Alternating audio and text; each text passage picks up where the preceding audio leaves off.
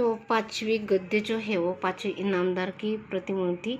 इनामदार यानी प्रामाणिकपना, हमारा जो स्वभाव का एक महत्वपूर्ण जो है वो एक इनामदार कि कोई भी काम जो है वो काम इनाम से करने का चाहिए, उसकी जो फल है वो फल अच्छा होता है।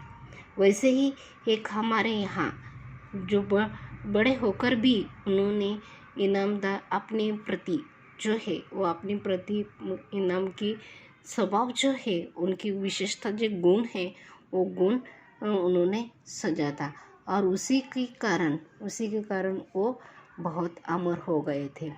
तो ये पाठ जो है ये पाठ इनामदार की प्रतिमूर्ति, ये जो पाठ है ये पाठ सुनील शास्त्री उन्होंने लिखा है। उनके पिताजी यानी हमारे प्रधानमंत्री जो है वो प्रधानमंत्री लाल बहादुर शास्त्री के बेटे हैं। उन्होंने अपने पिता के बारे में ये गद्य लिखा है। जो सुनील शास्त्री जो हैं उनका जन्म 1950 में हुआ था। सुनील शास्त्री की भारत के द्वितीय प्रधानमंत्री जो लाल बहादुर शास्त्री के पुत्र हैं। उन्होंने राजनेता के अलावा कवि और लेखक भी है। कविता और संगीत और सामाजिक कार्य के में विशेष उनका लगाव है। सामाजिक आर्थिक बदलाव पर उन्होंने विचार अपने पत्र पत्रिकाओं में व्यक्त किया है। इसी ही एक मेरे बाबूजी ये पुस्तक जो है वो उन्होंने अंग्रेजी में लिखा था, उसका ही अनुवाद ये इस पाठ में दिया है आपको। तो चलो इस पाठ का हम कि हर मनुष्य जो है वो हर मनुष्य एक उसका जीने का अलग अलग तरीके होते हैं। जो मनुष्य जो है वो मनुष्य कई बार ऐसा होता है कि अगर हमें बहुत कुछ नहीं मिला तो एक दिन मिल जाता है तो उसका दुरुपयोग भी करते हैं और उसका उपयोग भी करते हैं। यानी कि अगर किसी को कुछ नहीं बहुत सारा सुख मिल जाता है तो सुख का अधीन होकर वो आलसी बन जाता है। लेकिन एक ऐसे प्रधानमंत्री है जो अपने जो पद है उसका गैर फायदा नहीं लिया। उन्होंने अपना जीवन की रहनीमान का जो मूल्य है और रहने का तत्व उन्होंने नहीं बदला। जैसे बहुत सारे ऐसे लोग हैं हमारे यहाँ के नेता जो ऐसे हैं, जैसे राष्ट्रपति हमारे बापूजी हैं, बाद में विनोबा भावे जी हैं। ऐसे बहुत सारे नेता हैं कि जिन्होंने नेता होकर बड़े नेता होकर भी अपने नेतागिरी का कभी नहीं दुरुपयोग किया है। उन्होंने उसके बाद डॉक्टर बाबा साहेब अम्बेडकर उन्होंने बहुत सारे पदवी लेकर लिए थे। उन्होंने अपने भारत के हम तो बोलते कि घटना के हमें उनको शिल्पकार कहते हैं, लेकिन उनको कभी गर्व नहीं हो।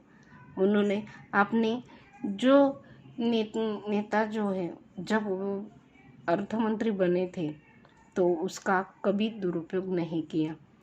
लेकिन जब हम देखते हैं तो कहीं ना कहीं हमसे ये पड़ जाता है कि उस नेता ने इतना घोटाला किया, उतना घोटाला किया।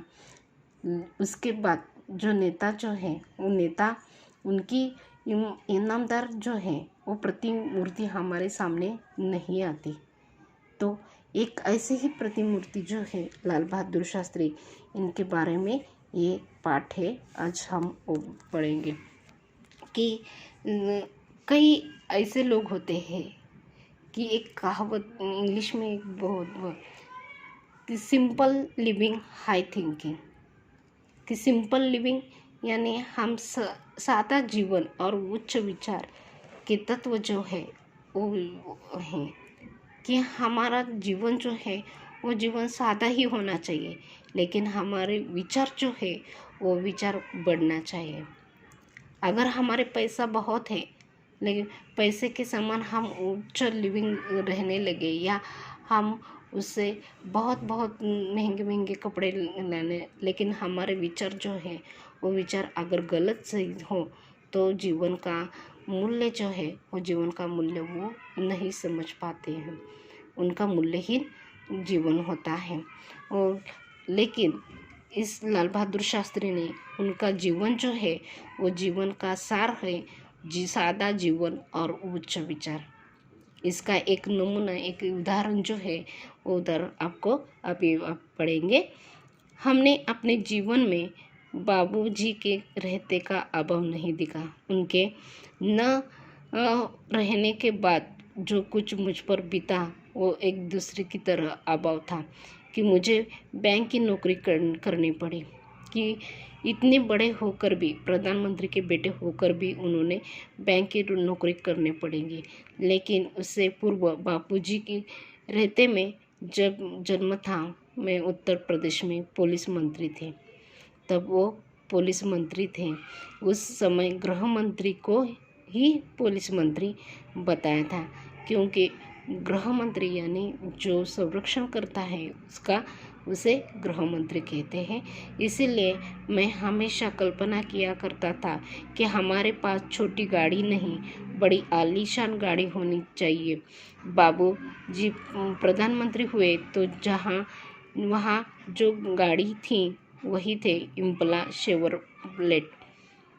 उसे देख देख कर बड़ा जी करता था कि मौका मिले और उसे चलाऊं।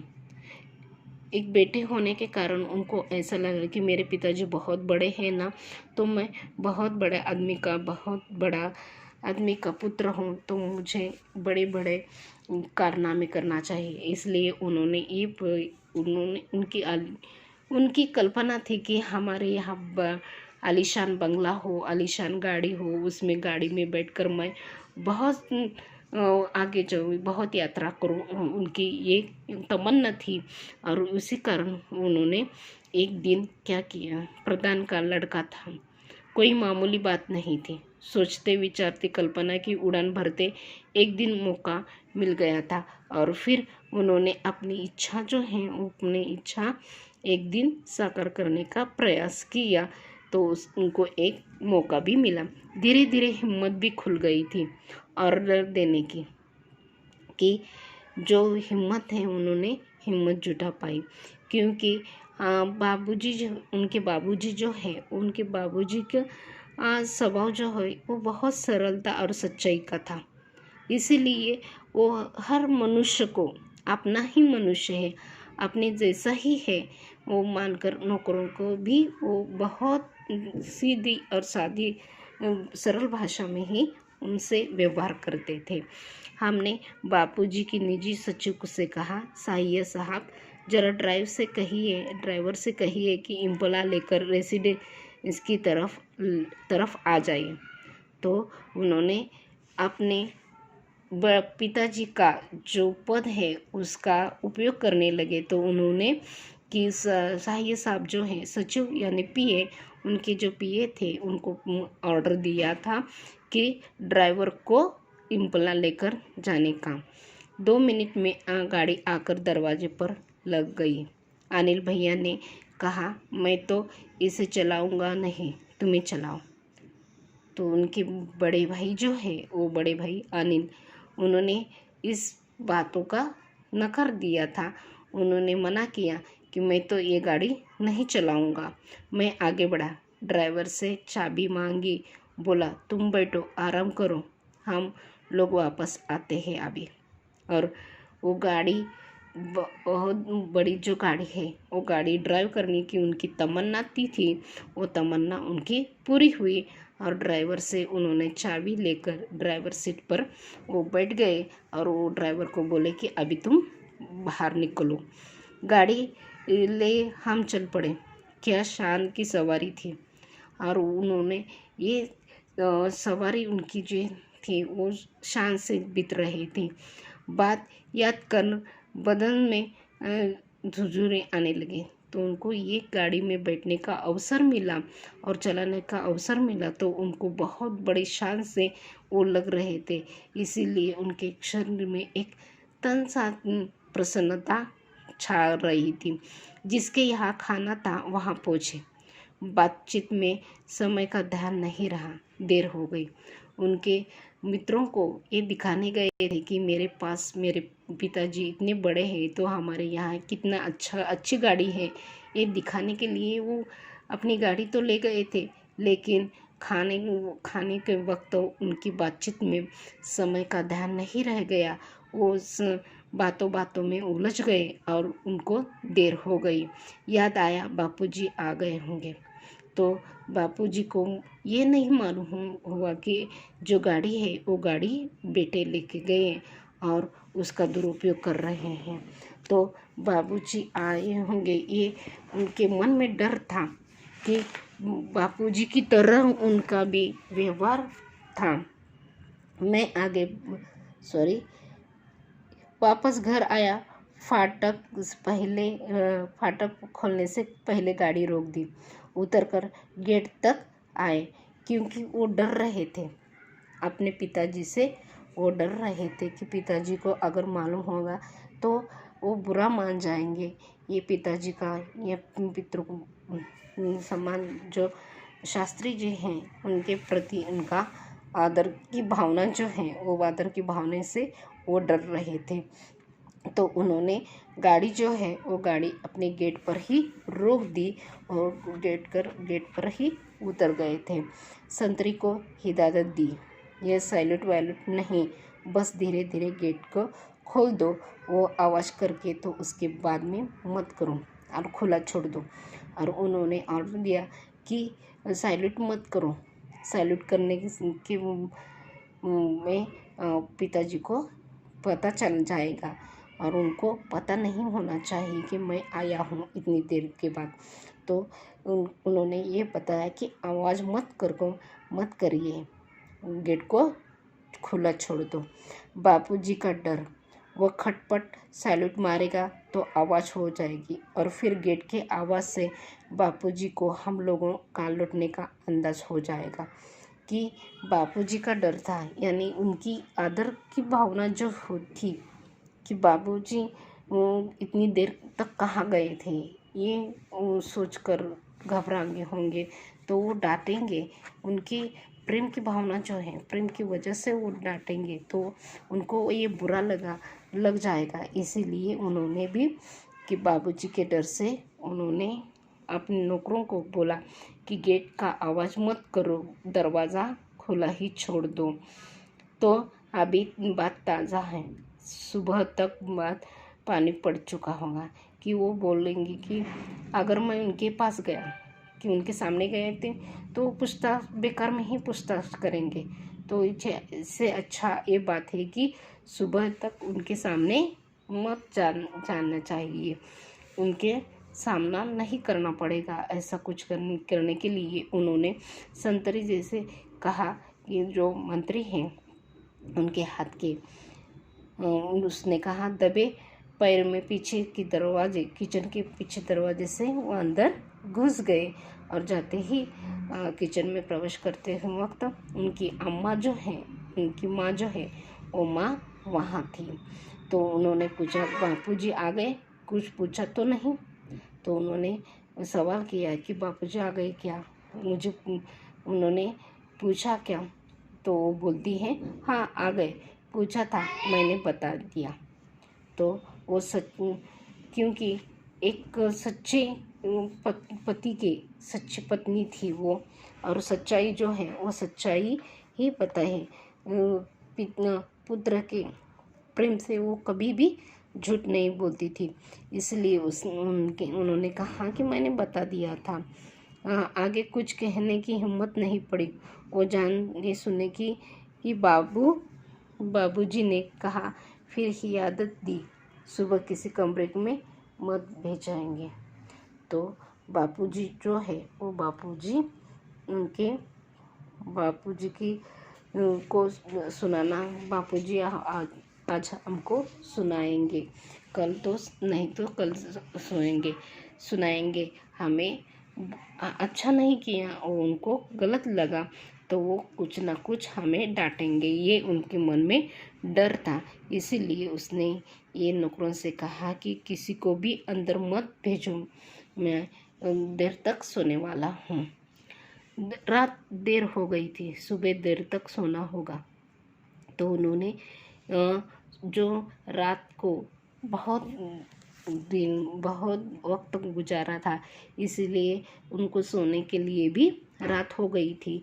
तो उन्होंने रात होने की वजह से वो सुबह भी जल्दी उठने वाले नहीं थे। सुबह 5:30 या 5:45 बजे किसी दरवाजे ने खटखटाया। तो उन्होंने ये समझकर सोए थे कि देर तक हम सोएंगे तो बापूजी वो काम पर चल जाएंगे। तो उनके उनका जो डर है वो डर कम हो जाएगा। तो वो इतने ही दरवाज़ा खटखटाया। नींद से बड़ी तेज से आवाज़, वो नींद टूटी, उनकी नींद टूटी तो बड़ी तेज आवाज़ में आ रही, देर रात को आया हूँ, सोना चाहता हूँ, सोने दो। तो सुनील शास्त्री को ये समझ में आ रहा था कि किसी नौकर ने या किसी लोग ने आप मुझे जगाने के लिए कोशिश कर रहा होगा, इसीलिए दरवाज़ा खटखटा है। तो उन्होंने इसके जवाब दिया कि मैं रात को बहुत देर से आया हूँ, इसीलिए मैं अभी सोना चाहता हूँ, मुझे सोने दो। यह सोचकर कोई नौकर चाय लेकर आया होगा। तो उनके मन में ऐसा हुआ कि चाय लेकर कोई नौकर आया हुआ, लेकिन दरवाजे पर दस्तक फिर पड़ी। जुझलता जोर से बिगड़ने के मूड में दरवाजे की तरफ बड़ा बड़बड़ता हुआ। और सुनील शास्त्री जो है, वो सुनील शास्त्री को गुस्सा आया कि नींद जो है वो नींद खराब करना कौन आ रहा है। तो गुस्से से आग बबूला होकर उन्होंने दस्तक होते हुए उसकी तरफ, दरवाजे की तरफ देखा और वो बिगड़ने की बड़बड़ करने लगे। दरवाज़ा खोला तो पाए बापूजी खड़े थे। फिर उन्होंने दरवाज़ा खोल दिया तो सामने लाल बहादुर शास्त्री यानी उनके पिताजी सामने खड़े थे। हमें कुछ नहीं सूझा और उनका मन खा रहा था, तो उनको कुछ समझ में नहीं आ रहा था, इसीलिए उन्होंने माफ़ी मांगी। बेबंद बात कहा कि बोले, कोई बात नहीं, आओ हम लोग साथ साथ ही चाय पीते हैं। तो उनको ये नहीं समझ रहा था कि हम ऐसे यानी जो बेबंद बात यानी कि बेजवाबदार की बात कही गई, और बात तो बेजवाबदार जो है वो बेजवाबदार वजह से वो डांटेंगे, उनको ये मालूम हो रहा था। लेकिन शास्त्री जी ने ऐसा कुछ नहीं किया, सिर्फ उन्होंने ये बताया कि कोई बात नहीं, जाओ आओ हम लोग साथ साथ चाय पिएंगे। तो उनका ये जो स्वभाव है, ये स्वभाव बहुत अच्छा है। उनका स्वभाव जो है कि जो वो गलतियाँ करता है तो उसको ऐसा जो है वो एहसास हुआ तो उसको माफ़ करना चाहिए। ये उनका जो स्वभाव है वो बहुत अच्छा है। हमने कहा ठीक है, बस जल्दी जल्दी हाथ मुंह धो चाय के लिए टेबल पर पहुंचाओ। उन्होंने सारी राम कहानी मालूम है, पर उन्होंने कोई तर्क नहीं किया, न कुछ जाहिर होने दिया। ये उनका एक बड़ापन जो है, मन का बड़ापन जो है, वो मन का बड़ापन है। अगर कोई पिता होता तो बेटे को उसका पूरा हक होता है कि बेटों को डांटना, लेकिन शास्त्री जो है सब मालूम होकर भी उन्होंने उन पर गुस्सा नहीं किया। उन पर गुस्सा न होते हुए उन्होंने कोई भी तर्क नहीं उस पर डाल दिया। कुछ देर बाद चाय पीते पीते बोले, अम्मा ने कहा तुम लोग आ गए हो, पर तुम्हें कहते हैं कि रात बड़ी देर से आए, कहाँ चले गए थे।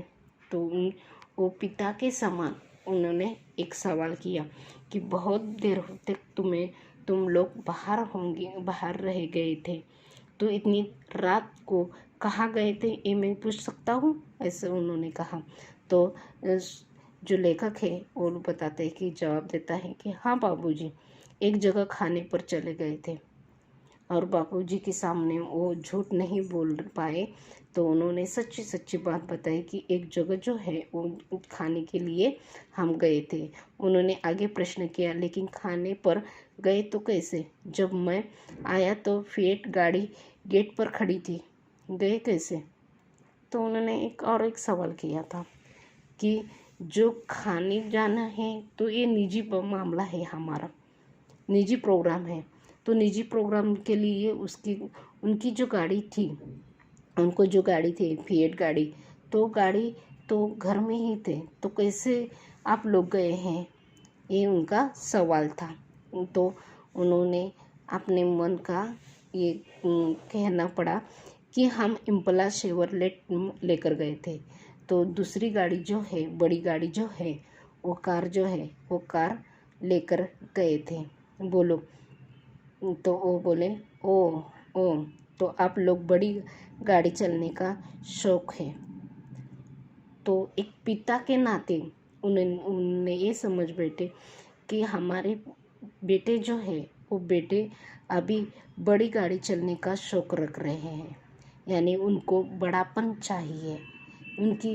उनके ख्याल सादे विचार जो है, वो सादे विचार उनके कारण सादी सरलता सच्चाई जो ईमानदार से कर रहे थे उनकी, तो वो लेकिन बड़े बेटे जो है वो बेटे को एकमात्र उनका गाड़ी चलाने बड़ा हम हुए तो बड़ा गाड़ी हमें भी चलना का शौक रखते हैं, ऐसे उन्होंने अपने बातों से बताया। तो बापूजी खुद इम्पला का प्रयोग न के बराबर करते थे, और वो किसी गेस्ट के आने पर ही निकालती थी। यानी इतना बड़ा पद होकर भी उन्होंने अपने पद का कभी भी गैर उपयोग नहीं किया। उन्होंने इम्पला यानी ये सरकारी जो गाड़ी है, वो सरकारी गाड़ी, सरकारी गेस्ट या सरकारी अपने यहाँ जो आते हैं उसकी वही वह कब आते हैं तभी निकालते थे। तो उनकी बातें सुने मैंने अनिल भैया की तरफ देखा, आंखों से इशारा किया। मैं समझ गया था कि ये इशारा इजाज़त का है, अब हम इसका आए दिन प्रयोग कर सकेंगे। तो उनको लगा कि बापूजी ने सहमति उसकी है। पर चाय ख़त्म करने ने उन्हें बोला, सुनील जरा ड्राइवर को बुला लीजिए। तो बापूजी क्या करने वाले इसका अंदाज़ा जो है वो उसका अंदाज़ा ये नहीं लगा पा रहे हैं। तो चाय ख़त्म होने पर उन्होंने टेबल पर ही ड्राइवर को बुलाया, और ड्राइवर को बोलने का बुलाया तो उन्होंने पूछा, तुम लोग लॉग बुक रखते हो ना?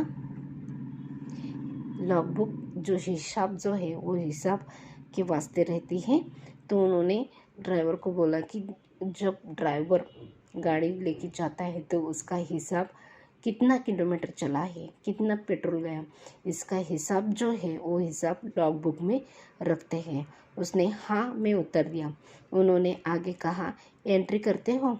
तो शास्त्री जी जो है वो शास्त्री जी ने उन्होंने कहा, ये जो गाड़ी लेकर गया था उसकी एंट्री करो। कल कितनी गाड़ी इन लोगों ने चलाई? तो इसका हिसाब जो है वो हिसाब उन्होंने मांगा था। वो बोला 14 किलोमीटर। तो ड्राइवर बोले 14 किलोमीटर। इन्होंने हिदायत दी, उसमें लिख दो 14 किलोमीटर निजी उपयोग।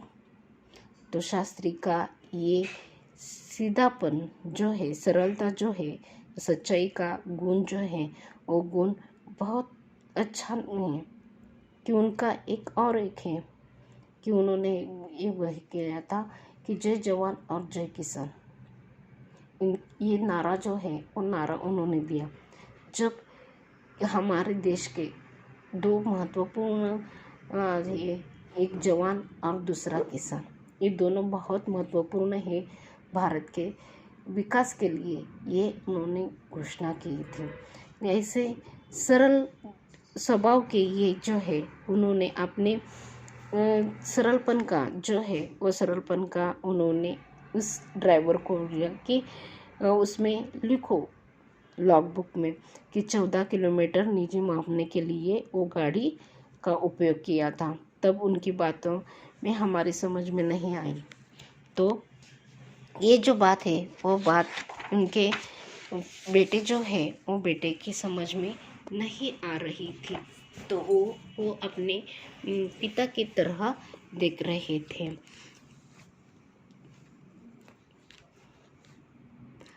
आमा जी ने आने पर बोला, साहिया साहब से कहना 60 पैसे प्रति किलोमीटर के हिसाब पैसे से जमा करवा दे।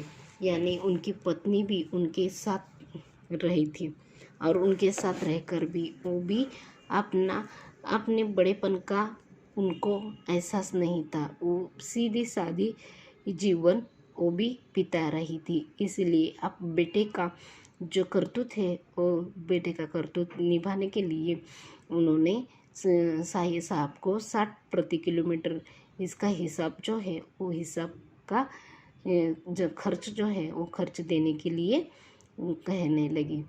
इतना जो कहना उनका कहना था कि हम और अनिल भैया वहाँ रुक न सके। और वो जब ऐसी बातें कर रहे तो वो जब दोनों भाई हैं वो भाई को कुछ समझ में नहीं आ रहा था।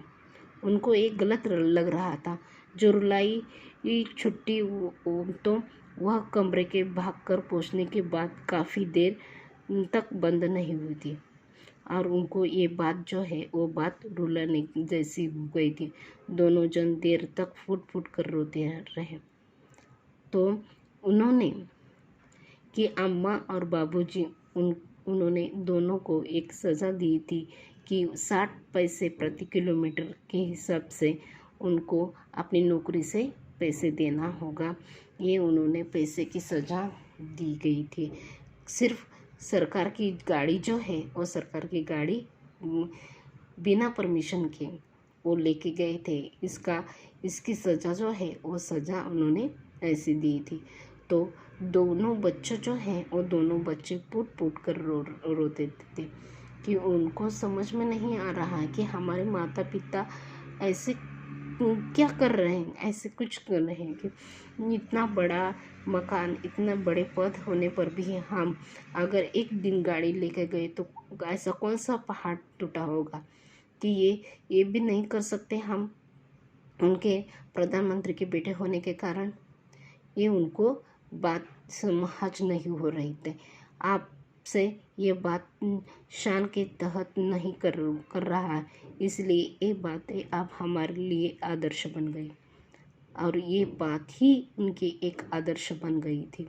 जो काम जो है वो काम सीधा साधा जो हमारा नहीं है हम उसका अपनापन नहीं दिखाएंगे।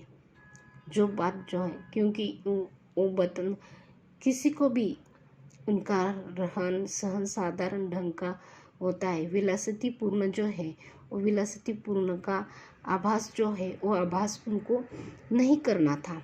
इसीलिए उन्होंने ईमानदारी, सच्चाई और सरलता की सहानुभूति रखते हैं। ये उनका एक जीवन का आदर्श है। हमारे देश में कई महात्मा और संतों का जीवन का ऐसा ही है। उसमें से एक है ये महापुरुष है। सादा जीवन और उच्च विचार हर युग में उनकी मान्यता भी है। इनका जीवन का मूल मंत्र जो है ये मनुष्य को सुखी कर देता है। और इसकी वजह से वो अपने बापूजी को आदर्श बन गए थे। सक्रिय राजनीति में आने पर सरकारी पद पाने के बाद क्या उसका दुरुपयोग करने की हिम्मत मुझ में हो सकती है? तो उनको ये भी अभी मालूम हो रहा है अगर मेरे पास राजनीति का ये ऐसा पद आए तो मैं उसको कभी भी नहीं गलत इस्तेमाल करूँगा, क्योंकि दुरुपयोग करना उसकी हिम्मत नहीं हो पाई। क्योंकि ऐसी सज़ा उनके माँ बाप ने, उनके माँ और पिता ने दी थी, वो सज़ा उनको अभी भी याद है। उस राह पर से सच्चाई के राह पर चलने का, प्रामाणिक रहने का, अपने पर प्रामाणिक रहने की जो सज़ा मिली थी वो अभी भी नहीं भूल पाए थे। इसीलिए कि उन्होंने अभी भी राजनीति में आने पर भी वो दुरुपयोग नहीं कर पाएंगे, उनकी हिम्मत नहीं होगी। आप ही सोचें, मेरे बच्चे कहते हैं कि पापा आप हमें साइकिल ही से भेजते हैं, पानी बरसने पर रिक्शे से स्कूल भेजते हैं, पर कितने दूसरों लोगों के लड़के सरकारी गाड़ी से आते हैं। वे छोटे हैं, उन्हें कलेजा चिरकर नहीं बता सकते। समझने की कोशिश करता हूँ, जानता हूँ मेरा यह समझना कितना कठिन है, फिर भी समय होने पर कभी कभी अपनी गाड़ी से छोड़ देता हूँ। अपना सरकारी अहदा छोड़कर आया हूँ और आपके साथ ये सब फिर जिक्र कर तनिक ताज़ा और नया महसूस करना चाहता हूँ। कोशिश करता हूँ कि न्यू पुनः सजाने संवारने मेरा मन का महल आज इस तूफान झांझवत में खड़ा हो सके। यानी कि इस की शान जो है, हमारी शान करने से बहुत लोग ऐसे होते हैं कि शान से जीते हैं, शान से मरेंगे, लेकिन शान अपने बल पर करना चाहिए। तो किसी का दुरुपयोग कर शान से नहीं जीत पाते हैं। अगर हमारी शान है, वो शान हमारी प्रामाणिक गुण में है। जब हमारे यहाँ प्रामाणिक का गुण आता है तो हमारी एक वो शान है। तो एक उनके लाल बहादुर शास्त्री के बेटे जो है, उनके मन में भी एक आदर्श बन गया था। फिर उनके बच्चे जो है, वो बच्चों को भी उनको आदर्श सिखाना चाहते थे। तो वो बच्चे अपने आप बोल जाते कि पापा हम साइकिल से भेज रहे हो, पानी बरसते वक्त स्कूल में आते वक्त स्कूल में भेजते हो तो रिक्शे में पानी बरसता है, उसे ऐसे में हम जा रहे हैं। लेकिन कई बार ऐसे लोग हैं कि जो सरकार में आते हैं, सरकारी पद जब उनको दिया जाता है तो उसका दुरुपयोग करते हैं। तो वो अपने लड़के को सुख विलास में उनको सुख सुविधा भी बहुत कुछ देते हैं।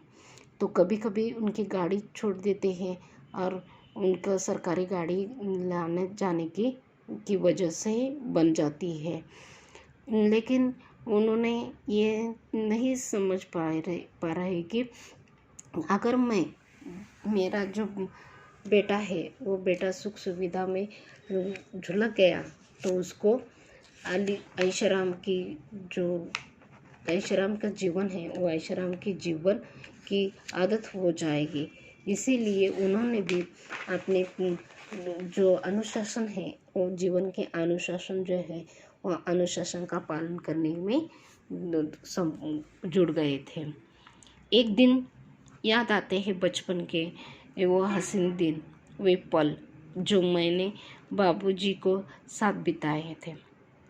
जब सुनील के बेटे जो है, वो बेटे उनको ये बोलते हैं कि हमें भी ये सरकारी जो गाड़ियाँ हैं उसमें हमें भी छोड़ो, लेकिन जब ये ऐसे बोलते हैं तो उन्होंने अपने बचपन के यादें आते हैं जो उन्होंने अपने बाबूजी के साथ बिताए थे।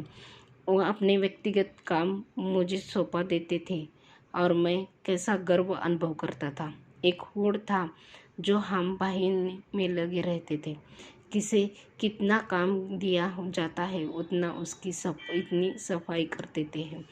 तो उन्होंने अपना काम जो है वो काम अपने आप करते, यानी घर में कितना भी नौकर चाकर हो, कितने भी हमारे हाथ के मनुष्य जो है वो मनुष्य के साथ करने चाहिए, वो अपने आप कर जाते हैं, स्वयं कर देते हैं। तो उनका जो गर्व है कि वो स्वावलंबन का स्वभाव है, वो स्वभाव से वो प्रेरित हो गए थे।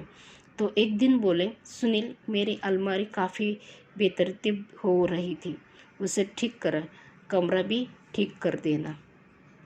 जब वो आपने इतना बड़े पद पे थे, फिर भी उन्होंने अपने बेटों को ये उन्होंने ये सिखाया कि अपना काम खुद करना चाहिए, खुद का काम खुद करना चाहिए, यानी स्वावलंबी जो गुण है वो स्वावलंबी का गुण उन्होंने सिखाया था। कि उन्होंने अपना काम जो है, ये काम अलमारी काफ़ी ठीक करने का काम जो है वो नौकरों का था, लेकिन उन्होंने अपने बेटों से ही करवाया था। उन्होंने किया, मैंने स्कूल से लौटकर वो सब कर डाला था और बचपन में ही उनको सिखाया था कि वो जब आए, स्कूल से आए, तो उन्होंने उनका कमरा अच्छा किया। दूसरे दिन में स्कूल जाने के लिए तैयार हो रहा था तो बापूजी ने मुझे बुलाया, पूछा, तुमने सब कुछ बहुत ठीक कर दिया? मैं बहुत खुश हूँ, और मेरे ये कुर्ते कहाँ गए हैं? तो उन्होंने बहुत कि मेरा बच्चा जो है वो मेरा बच्चा मेरा कहना माना, और उन्होंने उनको एक अलमारी अच्छी तरह उसने ढका दिया और अच्छी तरह लगा दिया था। पर लेकिन उसमें जो कुर्तियाँ थी वो कुर्तियाँ गायब हुई। तो उन्होंने एक सवाल किया कि मेरे कुर्ते कहाँ हैं? मैं बोला, वे कुर्ते कहाँ, यहाँ फाटे रहा था कई, वहाँ से सब मैंने अम्मा को दे दिए हैं। तो उन्होंने कुर्ता जो है वो कुर्ते का क्या किया था, उनके माँ के पास वो दिए थे। क्यों दिए थे? क्योंकि वो कहीं ना कहीं फटे हुए थे, किसी न किसी कुर्ते को भी उसे छेद गया था। तो उन्होंने पूछा, ये कौन सा महीना चल रहा है? तो कौन से महीना चल रहा है ये पूछे। तो उन्होंने जवाब दिया, अक्टूबर का अंतिम सप्ताह है। तो उन्होंने आगे जोड़ा, अब नवंबर आएगा, जाड़ों के दिन होंगे, तब ये सब काम आवेंगे, ऊपर से कोट पहना लूँगा। अक्टूबर महीने के बाद में जब ठंडी का महीना आता है तो ये सब उस पर काम आएंगे। क्यों आएंगे? अगर हम फटा हुआ जब पहनेंगे, उसके ऊपर शरीर ढकने के लिए या ठंडी के संरक्षण के लिए, सर्दी का संरक्षण करने के लिए उन्होंने अगर कोट पहनाया तो वो फटा हुआ सदरा जो है, फटा हुआ शर्ट नहीं दिखा जाएगा। ये उनकी सोच थी, इसीलिए उन्होंने कहा कि ऊपर से कोट पहना लूँगा। मैं देखता रह गया, क्या कर रहे हैं बापूजी? तो बेटे के मन में बापूजी की आदर्श की भावना जो है, वो आदर्श की भावना उबल रही थी कि वो देखते ही रह गए कि इतने फटने पर भी और इतना बड़ा पद होकर भी बापूजी ऐसे क्यों कहते हैं। वे कहते जा रहे थे, ये सब खादी के कपड़े हैं, बड़ी मेहनत से बनाया है, बिनने वाले ने इसका एक एक सूत काम आना चाहिए। यही नहीं, मुझे याद है मैंने बापूजी के कपड़ों की तरफ ध्यान देना शुरू किया। क्या पहनते हैं, किसी किफ़ायत से रहते हैं, मैंने देखा था। तो सुनील शास्त्री को भी अपने पिताजी की जो आदर्श भाव जो हैं वो आदर्श भाव की तरफ भी आकर्षित होने लगे, और उन्होंने भी अपने प्रति ये मूल्य जो है वो मूल्य अपने अंग से लेकर जा रहे थे। उन्होंने अम्मा को फटा हुआ कुर्ता देते हुए कहा, कहते हैं इनके रुमाल कर दो। तो जो अगर हम किसी चीज़ से नफ़रत हो जाती है या किसी चीज़ अच्छी नहीं लगती तो उसे हम फेंक देते हैं, उसका कोई मूल्य नहीं रहता हमारे मन में, तो उसे फेंक देते हैं। तब तो उनके पुत्र जो है, उनके पुत्र होने के बाद उन्होंने भी अपने पिताजी का जो सीधा साधा जो व्यवहार है, सीधा साधा या उनके गुण जो है वो गुण से प्रभावित हो गए थे। बापूजी ने एक तरीका था जो अपने आप आकर्षित करता था। वे अगर सीधे से कहते, सुनील तुम्हें खादी से प्यार करना चाहिए, तो वो शायद वो बात कभी मेरे मन में घर नहीं कर बैठते। बात कहने का साथ साथ उन्हें अपने व्यक्तित्व का आकर्षण था।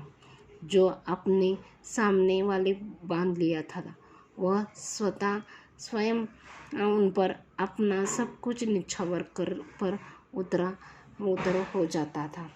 कि वो लेखक जो है, वो लेखक अपने पिता के प्रति एक उत्तरदायित्व थे। उनका जो सम्मान था, उनका जो गुण था, वो गुण उन्होंने भी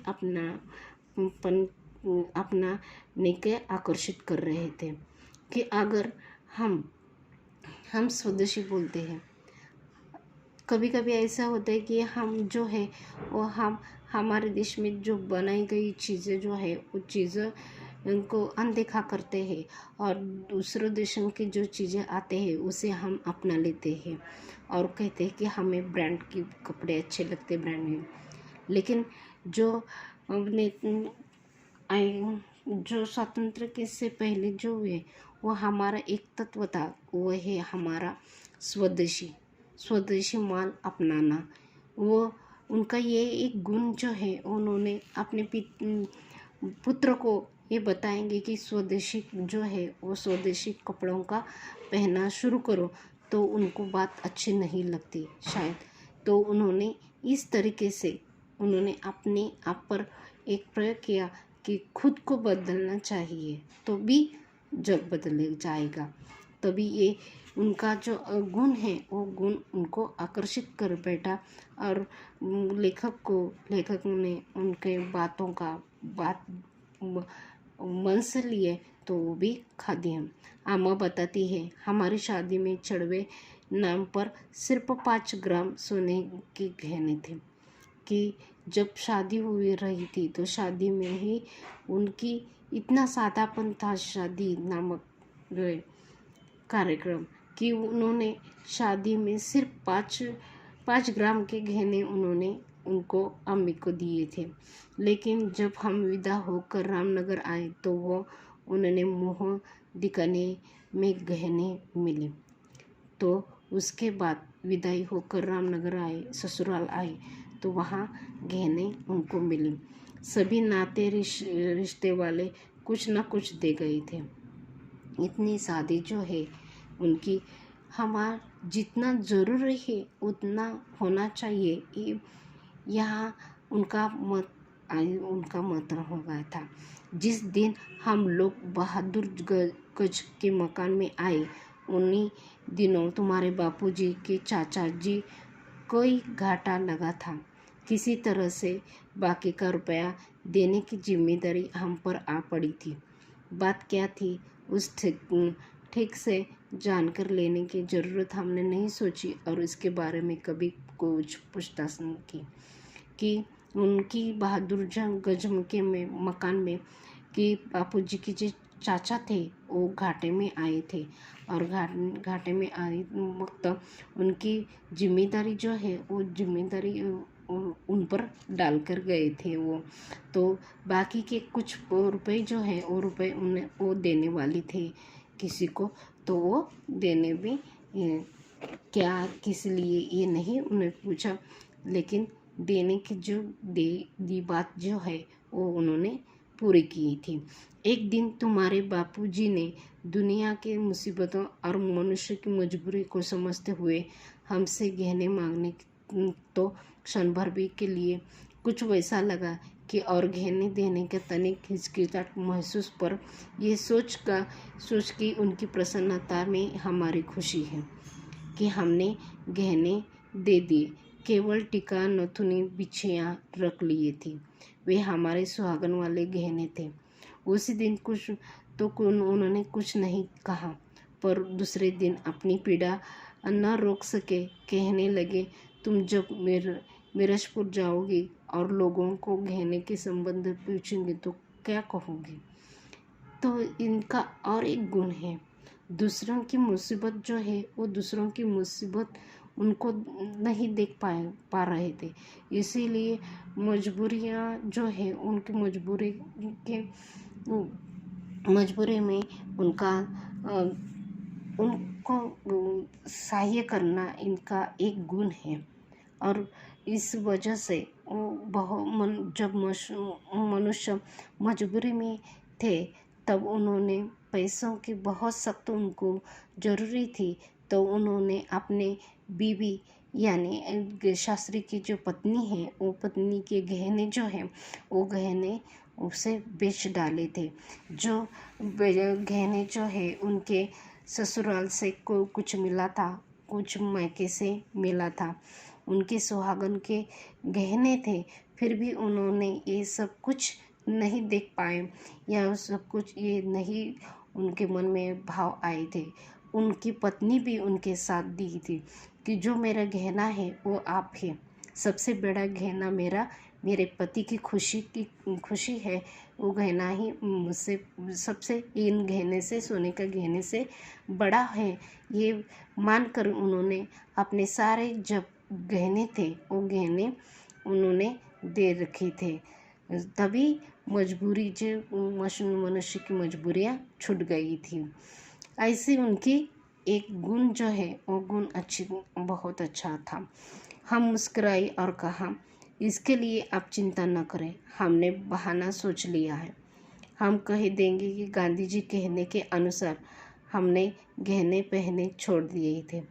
तो उन्होंने कि ये भी सवाल था कि जब शास्त्री जो है सिर्फ लोगों का विचार करते, लोगों के ख्याल करते, ऐसा नहीं है, उनकी पत्नी के प्रेम के भाव भी उनको जान गए थे। वो इसीलिए वो भी अपनी पत्नी के प्रति प्रेम भाव से वो बोले कि अगर कुछ तुम्हें तुम्हारे गहने के बारे में पूछेंगे तो क्या जवाब दोगी, क्या कहोगी। ये उनको सवाल मन में आया। तो उनकी पत्नी जो है, उनकी पत्नी का जवाब जो है वो बहुत अच्छा हुआ कि पति जो है वो पति शादी के जब 7 फेरे लेते हैं तो वादा करते हैं एक कि जब भी कोई साथ दे जाता है तो वो पत्नी है। पत्नी उनकी साथ ऐसी दी कि वो हर मोड़ पर उनकी साथ दे जाएगी। यही एक उदाहरण है कि उन्होंने बताया कि आप चिंता मत करिए, मेरे जब कोई भी मुझे पूछ लेगा कि मेरे गहने कहाँ हैं तो वो आप उसकी चिंता मत करिए, मैं बता लूँगी कि गांधी जी जो है वो गांधी जी ने हमें बताया कि गांधी जी ने बताया कि गहने पहनना छोड़ दीजिए, इस पर कोई शंका नहीं करेंगे। तुम्हारे बापू जी तनिक देर से चुप रहे, फिर बोले, तुम्हें यह बहुत तकलीफ़ है, इसमें अच्छी तरह मैं समझता हूँ। तुम्हारा विवाह बहुत अच्छे और सुखी परिवार में हो सकता था, लेकिन आप जैसा है वैसा है। तुम आराम देना तो दूर रहा, तुम्हारे बदन के सारे गहने भी उतरा दिए।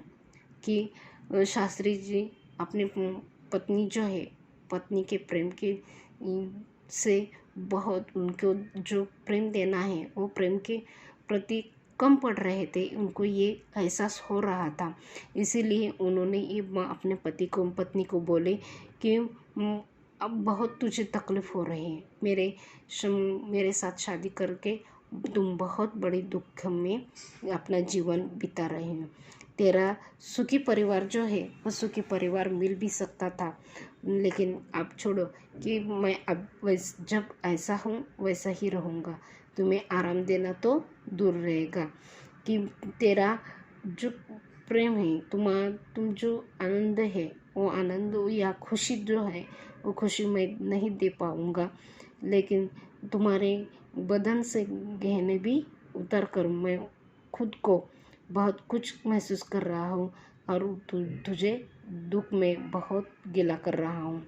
हम बोली तो शास्त्री जी के बेटे जो है वो शास्त्री जी के बेटे, उनकी माँ जो है वो माँ बोलती है, पर जो असल गहना है वो तो है, हमें बस वही चाहिए।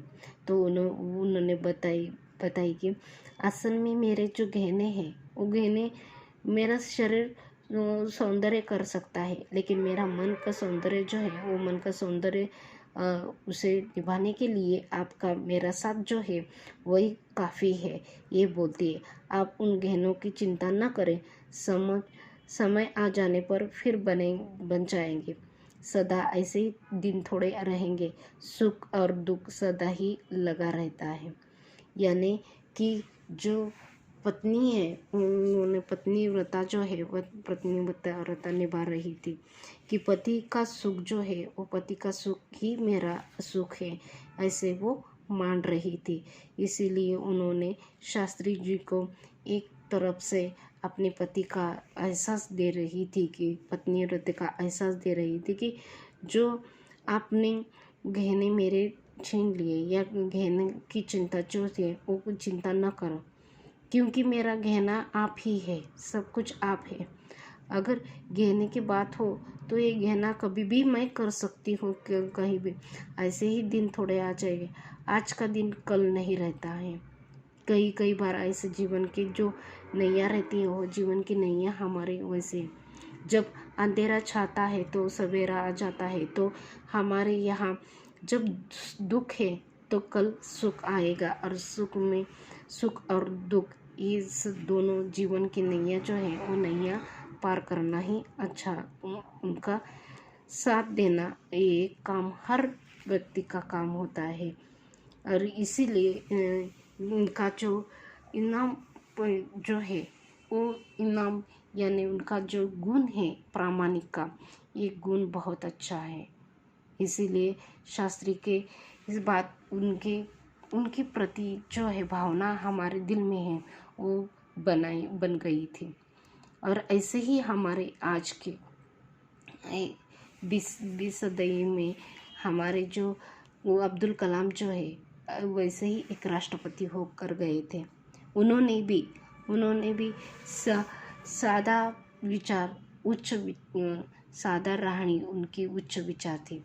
और बहुत बड़े एक साइंटिस्ट थे, फिर भी उनके पास राष्ट्रपति का जब पद से वो त्याग करके जा रहे थे तो सिर्फ उनके साथ उनके 2 जोड़ कपड़े थे और बहुत सारे किताबें जो है वो किताबें थे। ऐसे जो नेता है कि वो अपने गुणों से बहुत कुछ उनको मिल जाता है। उनका जीवन जो है वो जीवन अच्छी, यानी हमारे जीवन जो है वो अनुशासन होना चाहिए, उसमें बहुत बड़ा कार्य जो है वो कार्य संपन्न हो जाता है। तो स्मरण रखिए कि हमारा जीवन जो है वो हमारा जीवन एक सच्चाई और पर दुख करता और सरलता होनी चाहिए।